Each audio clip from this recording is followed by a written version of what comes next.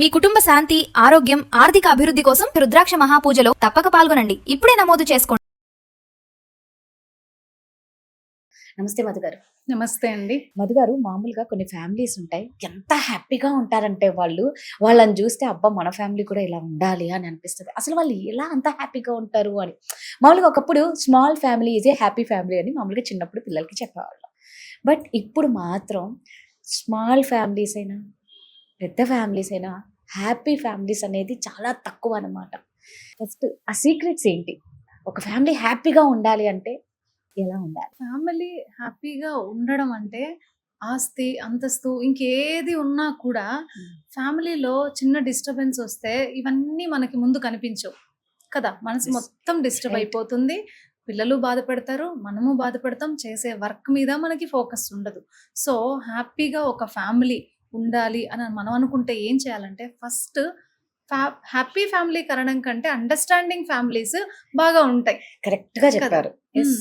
Understanding అన్నది ఎప్పుడు వస్తుంది అంటే మనం టైం ఇవ్వాలి ఫ్యామిలీకి. సో ప్రతి మనిషి కష్టపడుతున్నది మార్నింగ్ నుంచి ఈవినింగ్ వరకు. మనం మన కోసమే కష్టపడుతున్నాం, మన ఫ్యామిలీ కోసమే కష్టపడుతున్నాం. బట్ మనమే మన ఫ్యామిలీకి టైం ఇవ్వట్లేదు Right. కదా. ప్రతిరోజు ఒక 1 అవర్ కనీసం మనం తినేటప్పుడైనా మొబైల్ పక్కన పెట్టి అందరూ కూర్చొని నవ్వుకుంటూ ఆప్యాయంగా తిని ఎన్ని రోజులైంది. పాత ఓల్డెన్ డేస్ లో అందరూ అలా ఉండేవాళ్ళు కాబట్టి వాళ్ళకి ఏ ప్రాబ్లమ్స్ లేవు కదా. అవును. వాళ్ళు బాగా హ్యాపీగా ఉండేవాళ్ళు. పాతకాలంలో అంతా కలిసే ఉమ్మడిగా జీవించారు కదండి ఎన్నో సంవత్సరాలు. వాళ్ళందరికీ ఏ ప్రాబ్లమ్స్ రాలేదే. ఇప్పుడు ఎందుకు వస్తున్నాయంటే అండర్స్టాండింగ్ అనేది తగ్గిపోయింది. మనిషికి మనం టైం ఇవ్వట్లేదు. ఎదుటి వాళ్ళు చెప్పే పాయింట్ ని అసలు మనం వినాలని కూడా అనుకోవట్లేదు. వినడం తర్వాత వినాలని కూడా అనుకోవటం లేదు. నువ్వు Correct. చెప్పక ఇంకా నాకు తెలుసు నీ గురించి. అలాంటప్పుడు వాళ్ళకి చెప్పే అవకాశమే ఇవ్వకపోతే ఇప్పుడు కోర్టులో కూడా వాళ్ళు చేసిన తప్పుకి మీరు చెప్పండి ఆన్సర్ అని టైం ఇస్తారు కదా. కరెక్ట్. అవును. కోర్టులో ఇచ్చిన టైం కూడా మనం మీరు ఇంట్లో మీ ఇవ్వకపోతే. ఫ్యామిలీ మెంబర్ కి ఇవ్వకపోతే వాళ్ళు ఎలా చెప్తారు? దానికి మీరు జస్టిఫికేషన్ ఎలా చేస్తారు? ప్రతిదీ జడ్జిమెంటలే. Hmm. ప్రతి విషయంలోనూ జడ్జిమెంటల్. నువ్వు వింతే, నువ్వు అంతే, నువ్వు అలా, నువ్వు ఇలా ఉన్నప్పుడు మనం హ్యాపీగా ఎలా ఉంటాం? ఫస్ట్ అండర్స్టాండింగ్ అన్నది చాలా ఇంపార్టెంట్.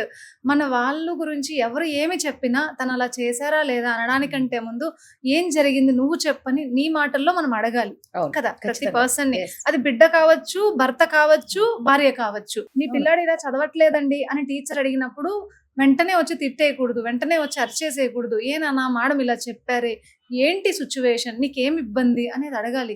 చాలా హిడెన్ ప్రాబ్లమ్స్ ఉన్నాయండి ఇవాళ పిల్లలకి. టీచర్సే కూడా కావాలని ఇబ్బంది పెట్టే టీచర్స్ ఉన్నారు. అది నిజమో అబద్ధమో అన్నది తర్వాత క్వశ్చన్. Correct. కానీ ఇలాంటివి జరుగుతున్నాయి. అవును. 100% చాలా కేసెస్ నేను చూశాను. Hmm. పిల్లల్ని కావాలని ఇంటెన్షనల్ గా ఇబ్బంది పెట్టే టీచర్స్ కూడా ఉన్నారు. అప్పుడు కావాలనే కదా చెప్తారు. సో అలా జరిగినప్పుడు వాళ్ళు నిజంగా చదివినా చదవలేదని చెప్తారు. దానికోసం ఫస్ట్ మనం వాళ్ళని క్లియర్ గా అడగాలి, నాన్న ఏం జరిగింది అనేది. వాళ్ళు చెప్తారు. దాన్ని బట్టి మీరు ఎవాల్యుయేషన్ చేసుకోండి, దాన్ని బట్టి మీరు రియాక్ట్ అవ్వండి. Hmm. ఫస్ట్ మీరు ఏం చేస్తున్నారంటే ఏం జరిగినా వెంటనే వచ్చి అరిచేసేయడం, తిట్టేసేయడం. ఇంకా ఆన్సర్ మీకు ఎలా తెలుస్తుంది? నిజం ఎలా తెలుస్తుంది కదా. Correct. ప్రతి మనిషిలోనూ 2 విధాలుగా రియాక్ట్ అవుతారండి ఒక సిచ్యువేషన్ జరిగినప్పుడు. Flight mode, fight mode. Okay. Fine. ఈ రెండు అవకాశాలు ఉన్నాయి కదా మనిషికి. మీరు వెంటనే ఎందుకు ఫైటింగ్కి వెళ్ళిపోతున్నారు? ఆగండి, కాసేపు అడగండి, స్టేబుల్ గా మాట్లాడండి. దాని తర్వాత వాళ్ళ సిచ్యువేషన్ ఏంటో మనకు తెలుస్తుంది. దాని తర్వాత మీరు ఏం చేయాలనుకుంటున్నారో అది రెస్పాండ్ అవ్వండి ఫస్ట్. అదే విధంగా వైఫ్ దగ్గరకు వచ్చినప్పుడు మీ వైఫ్ అలా ఇలా అని ఎవరైనా చెప్పినప్పుడు ఫస్ట్ తనతో మాట్లాడండి. తను ఎందుకు అలా చేయాల్సి వచ్చిందో తెలుసుకోండి. అదే విధంగా హస్బెండ్ విషయంలో కూడా హస్బెండ్ ఇలా చేశాడని మీకు అనిపించినా, మీరు ఏదైనా చూసినా, మీకు ఎవరైనా చెప్పినా తనతో ఓపెన్ గా మాట్లాడండి. ఎందుకు నా నుంచి ఏమన్నా నీకు ఇబ్బందా? ఫస్ట్ నువ్వెందుకు తప్పు చేసావు అని అనడం కంటే నా నుంచి నీకు ఏమన్నా ఇబ్బందా ఎంత తేడా ఉంది కదా. నా నుంచి నీకు ఏమన్నా ఇబ్బందా? నేనేమన్నా ఇంప్రూవ్ అవ్వాలా? నేనేమన్నా నీకు సపోర్ట్ చెయ్యాలా? ఇక్కడ ఏదో ఒకటి లాక్ ఆఫ్నెస్ ఉంటేనే కదా నువ్వు మిస్టేక్ చేస్తావు. ఆ లాక్ ఏంటి నాకు చెప్పు ఫస్ట్, నేను తెలుసుకోవాలి, నేను చేంజ్ అవ్వాలి అనే మాట చెప్తే ఎవరు తీసుకోరు కదా. ఖచ్చితంగా. అది మాట్లాడాల్సిన విధానం. అండర్స్టాండింగ్నెస్ ఫస్ట్. వాళ్ళు ఎందుకు ఆ మిస్టేక్ చేశారు అన్నది తెలుసుకోండి. ఆ తర్వాత టైం. మీరు ఎంత కష్టపడేది ఫ్యామిలీ కోసం, మీకోసమే కదా. సో టైం ఇవ్వాలి. ఒక 1 అవర్ ప్రతిరోజు పిల్లలతో వైఫ్తో గడపడానికి ప్రతి పర్సన్ టైం ఇవ్వాల్సిందేనండి ఖచ్చితంగా. అది లేదు అన్నప్పుడు హ్యాపీగా ఫ్యామిలీ ఉండాలి, నా వైఫ్ నన్నే లవ్ చేయాలి, మా పిల్లలకి 100% మార్క్స్ వచ్చేయాలి, వాళ్ళ లైఫ్లో మంచిగా ఎదిగిపోవాలి, ఇలాంటివన్నీ ఇంకా చెప్పాల్సిన అవసరం లేదు. ఏదొచ్చినా తీసుకోవాల్సిందే కదా. 24 అవర్స్లో మీ ఫ్యామిలీ కంటూ మీరు 1 అవర్ ఇవ్వలేకపోతే ఎలా రైట్. కదా. సో ఆ తర్వాత అండి చాలా మంది ఎంతసేపు మనం ఎదిగాం అని చెప్పడానికి ఏదో ఒకటి కొనాలి. అది గోల్డ్ కావచ్చు, కార్ కావచ్చు, హౌస్ కావచ్చు, లగ్జరీ ఐటమ్స్ కదా.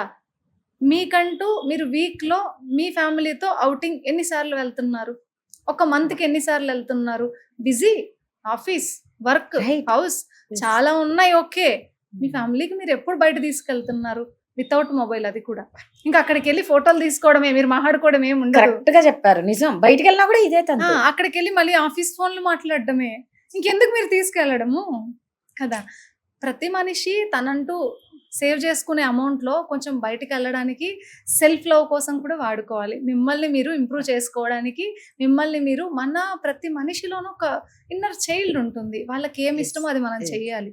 ప్రతి మనిషికి ఉంటుంది, అబ్బాయి అయినా అమ్మాయి అయినా చిన్న పిల్లలైనా. సో తన కోసం మనం ఏదో ఒకటి చెయ్యాలి. మా వైఫ్ కేర్ తీసిస్తే తను హ్యాపీగా ఉంటుంది. అలానే నగలు అవన్నీ నేను తీసేయమని చెప్పట్లేదు. ఒకరోజు మీరు బయటకు తీసుకెళ్ళండి, మనసు విప్పి మాట్లాడండి, మొబైల్ ఇంట్లో పెట్టి వెళ్ళండి. అలాంటివి చేస్తే పిల్లల మధ్య బాండింగ్ పెరుగుతుంది, వైఫ్కి హస్బెండ్కి బాండింగ్ పెరుగుతుంది. సో ఇలాంటి ఇల్లీగల్ కాంటాక్ట్స్ తగ్గుతాయి, పిల్లలు చేసే మిస్టేక్స్ తగ్గుతాయి, ఓపెన్నెస్ వస్తుంది. పిల్లలకి ఏదైనా సమస్య వచ్చినప్పుడు మీకు వెంటనే చెప్పగలుగుతారు కదా. సో దీనివల్ల మీకేం పెద్దగా ఖర్చు అవ్వదండి. మీరు తినే పిజ్జాలు, బర్గర్లు, అవుట్ సైడ్ ఫుడ్ కంటే పెద్ద ఖర్చు అవ్వదు కదా. అది గుర్తుపెట్టుకోండి. చెప్పారు. బయటికి వెళ్ళమన్నారు కదా అని వెళ్ళి మళ్ళీ పిజ్జా సెంటర్ లో కూర్చోకండి. పార్క్ వెళ్ళండి, కాసేపు ఆడండి, నవ్వండి, నడవండి, మీ పిల్లాడితో టైం స్పెండ్ చేయండి, మీ వైఫ్ తో టైం స్పెండ్ చేయండి. ఓపెన్ హార్టెడ్ గా ఉండండి. అంతేగాని పిజ్జాలు తినడం, లేదంటే ఇంకేదో ఒక ఐస్ క్రీమ్స్ తినడం, ఇలాంటివి కాదు బయటకు వెళ్ళడం అంటే. ఇవాళ రేపు అవే సూపర్ సీక్రెట్స్. నిజంగా మీరు చెప్తూ ఉంటే ఇవన్నీ ఉంటే ఇన్ని దారుణాలు కూడా జరగవు మధు గారు. ఖచ్చితంగా అందరూ హ్యాపీగా ఉంటారు, పిల్లలకు మంచి భవిష్యత్తు ఇచ్చిన వాళ్ళం అవుతాం. 100% అండి. ఎవరో చాలా మంది విడిపోయి పిల్లలు దూరం అయిపోయి అసలు ఇలాంటివి ఏమి ఉండవు. ఇంత హ్యాపీ ఫ్యామిలీ మీరు చెప్తూ ఉంటేనే నిజంగా విననీకి ఎంత బాగుందంటే ఇలా అన్ని ఫ్యామిలీస్లలో ఉండాలని కోరుకుంటున్నాం. Thank you. Yes, welcome.